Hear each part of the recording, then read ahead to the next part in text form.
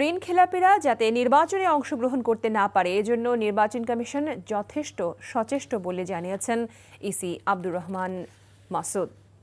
সোমবার আগারগাঁওয়ে নির্বাচন ভবনে তিনি এসব কথা বলেন। তিনি বলেন, যে কটি রাজনৈতিক দল নিবন্ধিত রয়েছে তারা সবাই নির্বাচনে অংশ নিতে কোনো বাধা নেই। নিবন্ধিত যেসব রাজনৈতিক দল ভোটে অংশ নিয়েছেন তারা সহ সব বৈধ প্রার্থীদের জন্য লেভেল প্লেয়িং ফিল্ড নিশ্চিত করবে কমিশন। নির্বাচন কমিশনের উপর কোনো ধরনের চাপ নেই মন্তব্য করে নির্বাচন কমিশনার মাসুদ বলেন, ভুল তথ্য দিয়ে নির্বাচিত ব্যক্তির সংসদীয় পদ বাতিল হতে পারে।